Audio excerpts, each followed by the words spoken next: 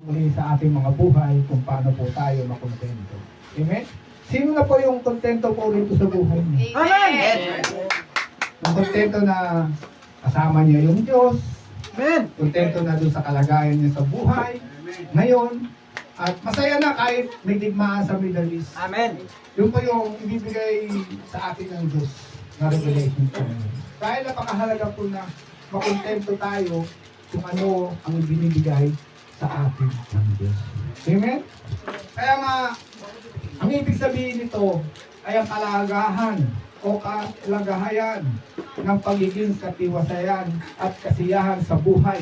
Kahit na sa mga sitwasyon na hindi gaanong perpekto, ito ay ang kakayahan na magpasalamat at mag-enjoy sa mga bagay na mayroon ka sa halip na mag-focus sa mga bagay na wala ka.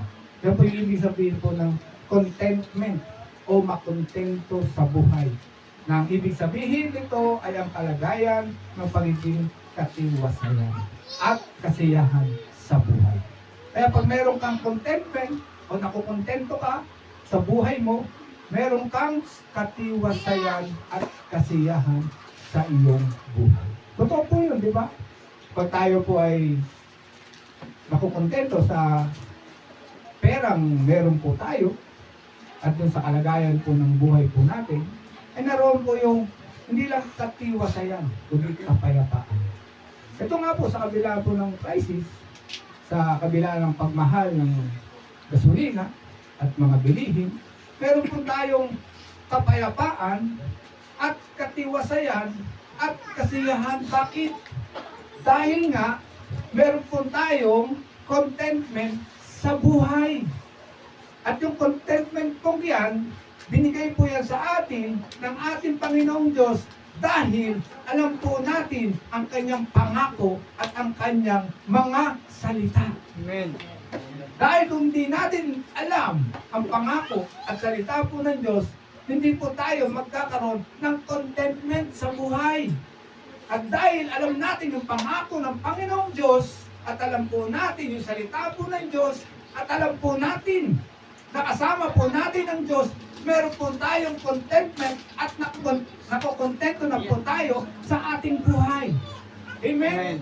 Kaya kahit may crisis, kahit malang bilihin, ay meron po tayong kapayapaan.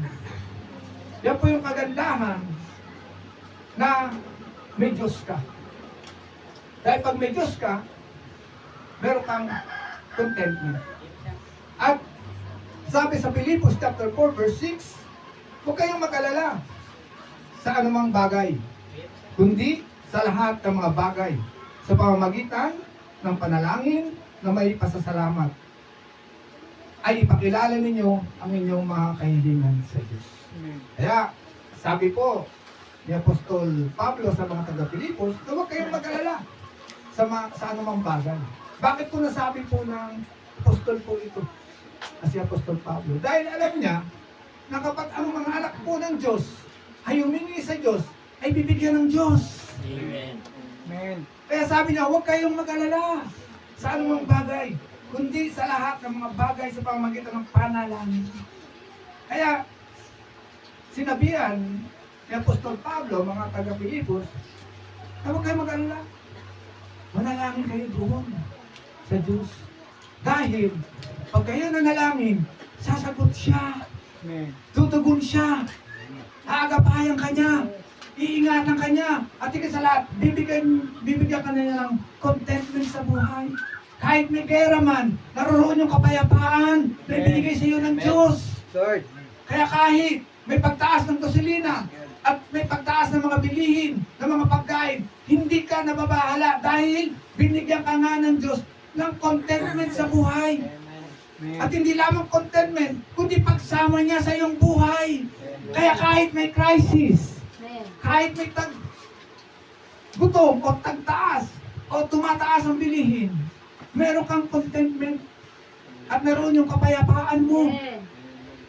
Kahit nakikita mo yung paligid mo, yung mga tao na naroon, ay balisa, ikaw mapayapa. Yun po yung kaibahan ng nasa Diyos at wala sa Diyos. Pag wala sa Diyos, maligalig, naliligalig, Pero pag nasa Diyos, nakukontento. Amen. Mapayapa. Tahimik. Bakit? Marunong siyang manalangin. At dahil sa panalangin niya, at alam niya yung panalangin niya ay sinasagot ng Diyos, naroon yung kanyang contentment sa buhay. Kaya pag merong contentment ng isang tao, hindi yan nababalisa. Hindi yan naliligalig. Dahil alam niya, kahit yung hawak niya na money ay last na, hindi siya maliligalig. Kasi nga, alam niya, pag siya nanalangin, yung pera na yan, magmumultiply. Amen.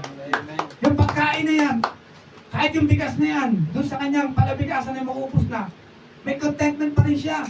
Dahil alam niya, manalangin. At alam niya, pag siya nanalangin, magmumultiply din yung bigas na yan. Na habang binabawasan, dumarami ng dumarami. Hello! Amen. Amen. Yun yung kaibahan po ng wala sa Diyos at nasa Diyos. Kaya napakahalaga po yung sinasabi ni Apostol Pablo sa mga taga-Pilipos na huwag kayong mag-alala sa anumang bagay, kundi sa lahat ng mga bagay sa pamamagitan ng panalangin. Kaya pag meron kang Diyos, hindi ka maliligalig. Pag meron kang Diyos, hindi ka mangangamba. Amen. Pag meron kang Diyos, hindi ka matatakot. Amen. Pag meron kang Diyos, blessed ka. Pag meron kang Diyos, may contentment ka. Amen. Bakit? Alam mo, hindi ka iiwan ng Diyos na lumikha at umirang sa iyo. Hello? Yan yung Diyos. At sabi niya pa po dito sa Matthew chapter 6, verse 25, at sinasabi ko sa inyo, huwag kayong mag-alala sa inyong buhay kung ano ang inyong kakainin o kung ano ang inyong iinumin, ni sa inyong katawan kung ano ang inyong daramitin. Hindi ba ang buhay ay higit sa pagkain at ang katawan kaysa sa damit? Yan yung pinaalala po ng Panginoong Diyos. Dito po sa Matthew chapter 6 verse 25 na sinasabi niya rito na huwag kayong mag-alala sa inyong buhay kung ano ang inyong kakainin o kung ano ang inyong iinumin. Ni sa inyong katawan kung ano ang inyong daramitin o dadamitin. Hindi ba ang buhay ay higit sa pagkain at ang katawan kaysa sa damit? At isingit na po natin yung revelation po dito, yung salita na po sa Hebreo chapter 13 verse 5 na hindi kita iiwan at hindi kita papabayaan. Kaya bakit ka mag-aalala?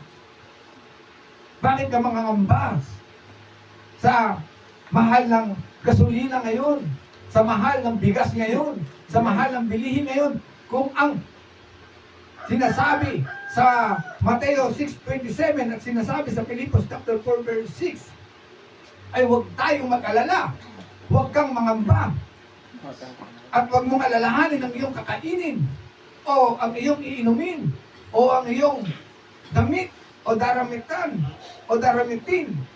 Hindi ba ang buhay higit sa pagkain at ang katawan kaysa sa damit? Ibig sabihin po rito, makontento po tayo. Magkaroon po tayo ng contentment sa buhay. Ito po yung tinuturo ng Panginoong Jesucristo po rito at ni Apostol Pablo. Na kailangan ng mga Kristiyano po, kahit may crisis, ay kailangan meron pong contentment sa buhay. Sapagkat ang Diyos po ay hindi po nagpapabaya sa kanyang mga pangako at salita. Pag sinabi niya, gagawin niya 100% plus 1. Amen. Nasisiguraduhin niya na kahit may gera sa Middle East at apektado ang bansang Pilipinas sa pagtaas ng gasolina, hindi niya iiwan o pababayaan ang kanyang mga anak at mga hinirang. Kung paano pinatunayan ng Panginoong Diyos nung kapanahon ng COVID-19, hindi niya pinabayaan ang kanyang mga hinirang at pinili. Dodoblihin niya ang pag-iingat ngayon sa kanyang mga pinili at hinirang at mga anak. Hello! Amen. At patutunayan yan ng Diyos. Dahil sinabi nga rito ni Apostol Pablo sa mga taga-Pilipos na hindi lamang kayo makontentment at hindi lamang kayo magkaroon ng kapayapaan, kundi huwag kayong mag-alala, kundi daanin nyo lagi ang bawat pangyayari sa pananalangin. Amen. Para magkaroon ng vice versa ang bawat magiging situation sa mundong ito. Tulad ngayon, talaga namang mabibless ka sa mahal ng gasolina ngayon. Amen? Amen. Sino mag-aakala na ganito ang mangyayari? Pero nauna na ang kamay ng Diyos sa bansang Pilipinas. Amen. Yun ang hindi alam ni Satan. Na kahit may plano siya na itaas ang gasolina sa bansang Pilipinas, hindi niya alam na may Diyos na may solusyon sa problema ng bawat bansa. Amen. Hello! Amen. Amen. Amen. At dahil nananalangin ng mga Pilipino at nananalangin ng mga anak ng Diyos na naririto sa bansang ito, sinagot ng Diyos ang mga panalangin ng kanyang mga lingkod at kanyang mga hinirang. Amen. Amen. At gumawa ang Diyos, ikinilos niya ang kanyang kamay sa mga bansa na alam niya magbibigay ng solusyon sa crisis ng pagtaas ng langis. At ganun nga ang ginawa at nangyari. May mga bansa na nag-offer na magbebenta sila ng kanilang mga naimpa ng mga gasolina at langis. Hello! Amen. Ano pong ibig sabihin po doon? Ang Diyos po ay hindi po nagpapabaya sa kanyang pangako. Amen. Amen. Amen. Ibig sabihin, ang Diyos po ay totoo. Na kahit alam po natin na mangyayari po ang mga ito, sinigurado ng Diyos na hindi magugutom at makukulang ang kanyang mga anak. Kung paano pinagpala ng Panginoong Diyos yung babaeng balo na kapanahon ng po ni Propeta Elias, na kahit nagkaroon ng tagutom, ay hindi pinabayaan na magutom ng Panginoong Diyos yung babaeng balo at si Propeta Elias. Ganun din ang gagawin niya sa mga buhay po natin. Kaya marunong po tayo o dapat matuto po tayo makontento o magkaroon ng contentment. Dahil ang Diyos po ay laging nakatingin po sa atin. Tinitingnan niya ang bawat isa sa inyo. Kung kayo ay mangangamba, mag-aalala, at magkakaroon ng takot sa mga pangyayari dito. Pero dahil nakita na ng Diyos na tapat kayo at may contentment kayo sa buhay, pagpapalain niya ang mga buhay niyo. Amen. At hindi niya kayo iiwan. At hindi niya kayo kawabayaan. Kung paano pinakita niya yung power niya at yung pagsama niya sa buhay niyo nung panahon ng may crisis at may sakit. Noong 2019 hanggang kasalukuyan na matapos ito, ay hindi kayo pinabayaan at hindi kayo nagutom. Mas more, dodoblehin ng Diyos yung gagawin niyang pagsama niya sa mga buhay niya. Kaya mapalad ang lahat po talaga na nakakilala sa Panginoon Diyos. Dahil hindi po mabibigo ang lahat po ng umaasa sa Kanya. Ang lahat ng mga nananalangin po sa Kanya ay tunay nga po na Kanyang bibigyan ng kasagutan o sasagutin ang mga panalangin ng Kanyang mga tapat na mga anak at mga hindi. Kaya yung contentment po ay hindi lamang po isang araw natin ipamuhay, kundi habang nabubuhay po tayo, ay kailangan meron po tayong contentment sa buhay. Amen. Sino po yung meron na po nito? Amen. Sino na po yung talagang meron ng nature nito? Na kahit ganun yung kanyang hawak na blessing, kahit ganun lang yung kanyang kinakain, ay nakukontento na po siya sa ganung kalagayan. Amen. Pag meron na po kayong ganung pamumuhay, ibig sabihin, naroon na rin po yung inyong maturity at contentment sa buhay. Kaya po, may benepisyo po. May benepisyo po para po sa mga taong marunong pong makontento sa kanyang buhay. At ang mga benepisyo pong ito ay tunay nga na magpapatunay na kapag meron kang contentment sa buhay, ay ito ang iyong makakamit o makakamtan. Unahin na po natin yung kapayapaan at katiwasayan sa buhay. Ang pagiging makontento sa buhay ay magdudulot ng kapayapaan at katiwasayan sa puso at isip ng isang tao. Sabi po sa John 14:27, "Peace I live with you, peace I give you, I do not give to you as the world gives. Do not let your hearts be troubled and do not be afraid." Yan po yung sabi po dito po sa John 14:27 na ang kapayapaan daw po ng ating Panginoong Hesus ay iniwan niya po sa kanyang mga hinirang at mga pinili. Kaya sabi niya nga, peace I live with you. Nasa sa iyo ang aking kapayapaan. Nasa sa inyo raw ang kapayapaan ng Panginoong Diyos Amen. na lumikha sa Amen. inyo. Kaya kahit mayroong crisis, kahit may digmaan, mapayapa ang Amen. kanyang mga anak. Kaya sabi niya, my peace live with you. Hello. At sabi niya po, my peace I give you. I do not give to you as the world gives. Sabi niya, yung kapayapaan niya raw ay binigay raw po sa inyo. Hindi katulad ng ibinigay ng mundo. Ano po yung binigay ng mundo? Kabalisaan, pag-alala, pangangamba. Kaya yun po yung kaibahan na tayo po ay nasa Diyos. Pag nasa Diyos ka, may kapayapaan ka. Amen. Hindi ka nababalisa, hindi ka nangangamba. Dahil alam mo, kasama mo ang Diyos. Kahit anumang mangyari, magbaliktad-baliktad man ang situation o anumang pangyayari, meron po tayong kapayapaan. Yun po yung kaibahan na nasa Diyos at hindi nakakilala sa tunay na Diyos. Kaya sabi niya, at ang kapayapaan ko ay iniiwan ko sa inyo. Ang aking kapayapaan ay ibinibigay ko sa inyo. Hindi ko ibig na kayo'y mag-alala o matakot. Yun po yung magandang balita po talaga. Na kahit may ganitong crisis, sinasabi po ng ating Panginoong Jesucristo dito sa John 14:27 na hindi ko ibig na kayo'y mag-alala o matakot. Kaya binibigyan niya po tayo ng contentment sa buhay. Yan po yung benepisyo na meron pong contentment ng isang tao.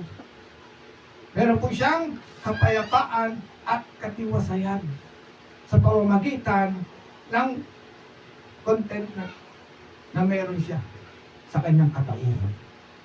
Kaya nga, ang talata pong ito ng John 14:27 ay nagpapatunay na ang Diyos po ang nagbigay po sa atin ng contentment at kapayapaan at katiwasayan sa ating mga buhay. Kaya inuulit ko, kahit na may gera, mapayapa po tayo. Inuulit ko, Amen. kahit mataas ang gasolina po ngayon, mapayapa po tayo. Amen. Kahit na mataas po ang rice o bigas, mapayapa po tayo. Amen. Kahit po anong mangyari sa mundong ito, mapayapa po tayo. Amen. Kasi sabi nga ng Panginoong Hesus, binigyan niya tayo ng kapayapaan at ang kapayapaan ng Panginoong Hesukristo ay suma sa atin habang tayo'y nabubuhay at naririto sa daigdig at sa mundo ito. Kaya hindi dapat mangamba, hindi dapat mag-alala ang kanyang mga anak. Sapagkat sabi nga sa John 14:27, peace I live with you, my peace I give you. Amen. Kaya dapat lagi nating sariwain ang sinabi na ito ng ating Panginoon Jesucristo. Napakaganda.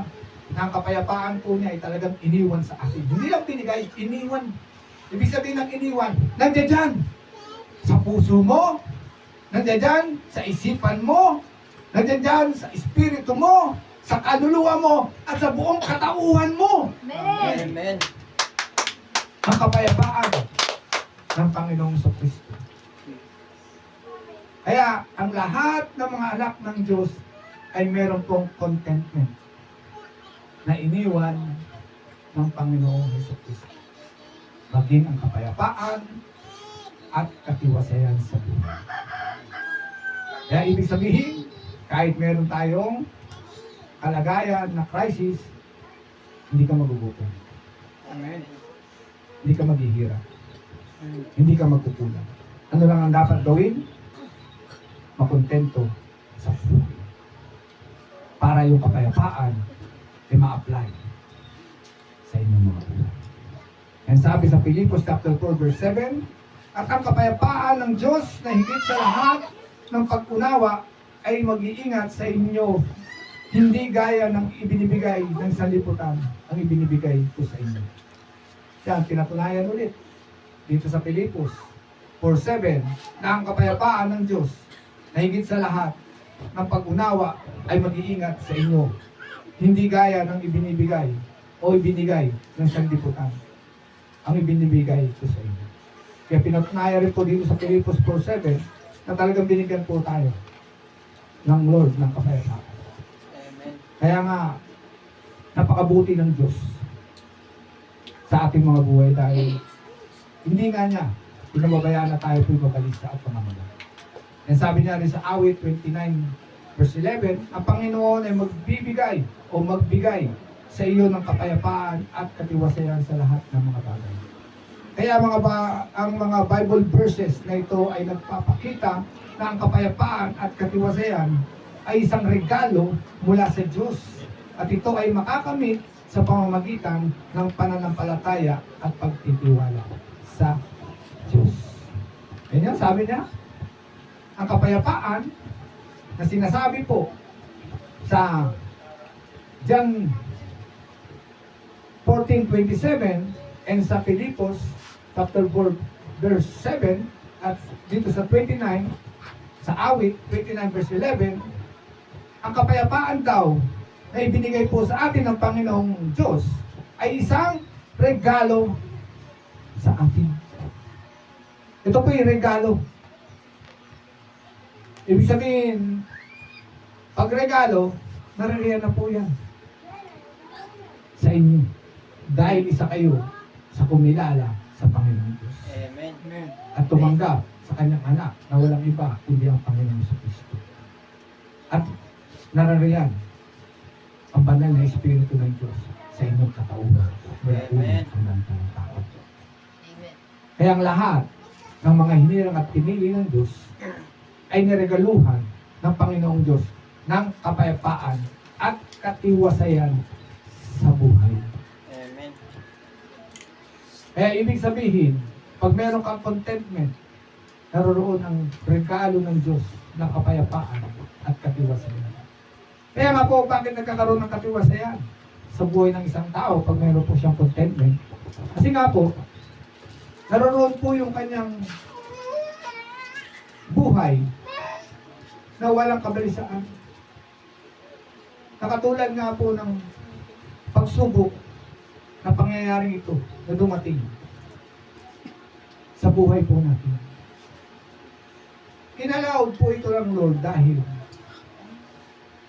para makita niya kung ang kanyang mga anak ay mawawalan ng kapayapaan o mababalisa o hindi makukontento. Pero dahil pinakita ninyo na meron kayong contentment, pinakita ninyo na kahit ganito ang sitwasyon, naroon ang inyong kapayapaan, pinatunayan ngayon ng Diyos na hindi niya kayo iiwan. Amen. Hindi niya kayo pababayaan. At dahil hindi niya kayo iiwan, hindi niya kayo pababayaan, bibigyan niya kayo ng katiwasayan sa buhay. Napatutunayan niya ngayon yung distinction. Ano po yung distinction? Yung mga unbelievers ay maghihirap, mag-aalala. Pero tayo mga tinirang ng Diyos, hindi mag-aalala, kundi hindi rin magkukulang sa buhay po natin. Ano lamang yung ating gagawin? Manalangin at manampalataya at magkaroon ng kapayapaan at kontentuhan sa buhay. Para ibigay ito ng Diyos ngayon sa mga buhay po natin o ninyo. Kaya yung sinasabi po ng Bible verse po ito ng mga awit 29:11 na ang Panginoon ay magbigay sa iyo ng kapayapaan at katiwasayan sa lahat ng mga bagay. Pinapatunayan po ito ng Panginoong Diyos dito sa mga awit 29:11 na talagang yung kapayapaan na ibibigay po ng Diyos sa atin at katiwasayan ay tunay nga sisiguraduhin na maibigay po ito sa atin o sa inyong lahat Amen. na sumasampalataya at naniniwala sa Kanya. Ibig sabihin, sinisigurado ng Diyos na kahit may crisis na ito, bibigyan kayo ng contentment ng Diyos sa mga buhay ninyo. Amen. At napakagandang balita nasabi niya dito sa awit 29:11 na ang Panginoon ay magbibigay sa inyo ng kapayapaan at katiwasayan sa lahat ng bagay. Ibig sabihin, everything. Amen. Amen. Amen. Ibig sabihin ng everything, lahat ng pangangailangan nyo sa inyong buhay ay ibibigay ng Diyos at sinisigurado niya na hindi kayo magkukulang at hindi kayo mawawalan Amen. sa pamamagitan ng inyong pananampalataya Amen. sa Panginoong Diyos. Kaya yun po yung benepisyo na ibibigay ng Diyos sa taong mayroong contentment sa buhay. Yan po yung number 1, kapayapaan at katiwasayan. Ano po yung number 2? Bibigyan po ng Diyos ng masayang buhay ang tao pong mayroong contentment. Ang mga taong marunong makontento sa buhay ay may masaya at positibong buhay kahit na may hamon at pagsubok sa buhay. And sabi niya po sa John 15:11, "These things I have spoken to you, that my joy may be in you, and that your joy may be full." Hallelujah. Na ang kagalakan raw po ng Panginoong Jesucristo ay nasa inyo. Hindi lamang po kapayapaan, hindi lamang po katiwasayan, kundi maging ang kagalakan ng Panginoong Jesucristo ay sumasa inyong lahat na sumasampalataya at naniniwala sa Kanya. Eh sabi niya nga sa John 15:11, "These things I have spoken to you, that my joy may be in you, and that your joy may be full." Sinigurado rin po ng Panginoong Jesucristo na hindi lamang po kagalakan, katiwasayan sa buhay ang ibibigay niya sa inyo, kundi pinatunayan niya na maging ang kanyang kagalakan ay ibinigay rin po niya sa inyong lahat. Kaya kahit sa kabila nga po ng situation ngayon, meron po kayong contentment at meron po kayong kapayapaan, katiwasayan ng buhay at kagalakan. Hello! Ano po yung kagalakan? Na hindi naman na parang ewan na gano'n na nga po yung nangyayari, tawa ka pa ng tawa. No, ibig sabihin po na kagalakan pong ito na kahit na merong ganitong crisis, ay nagagalak ka pa rin. Dahil alam mo na kahit mataas na ang mga bilihin, nagagalak ka na alam mo na magpo-provide ang Lord sa lahat ng mga pangangailangan mo. Yun po yung kagalakan po na sinasabi po rito na alam mo magpo-provide ang Lord Magpo-provide siya ng pagkain nyo. Magpo-provide siya ng, kung may sasakyan ka, siya yung magpo-provide ng pambili ng gasolina mo. At higit sa lahat, siya yung magbibigay ng lahat ng pangangailangan mo. Dahil nga siya nga ang Diyos na nagbibigay ng lahat ng pangangailangan ng mga tao. Amen. Eh mas more, pinili ka. Mas more, hinirang ka. Kung ang mga ibon nga'y pinapakain, kung ang mga damo nga at mga talahin ay binibisan, mas more tayong kanyang nilikha, mas more niya tayong pakakainin at bibihisan at hindi pagkukulangin sa mga buhay po natin. Hello? Amen. Kaya nga sabi niya sa John chapter 15 verse 11, dito sa Tagalog, "At ang aking kagalakan ay nasa inyo, at ang inyong kagalakan ay magiging lubos." Bakit magiging lubos yung kagalakan po natin? Dahil sa kabila nga po ng crisis, hindi ka magkukulang. Amen. Hindi ka maghihirap. Hindi ka magugutom. Kaya sabi mismo ng Panginoong Jesucristo na ang kagalakan ko ay nasa inyo at ang inyong kagalakan ay magiging lubos. Kaya ipapakita niya sa mga kapitbahay niyo na hindi nakakilala sa Diyos na kayo ay matiwasay, masagana, maunlad. Yun po yung sinasabi na distinction. Kaya nga, isa lang yung sekreto. Magkaroon po tayo ng contentment sa buhay.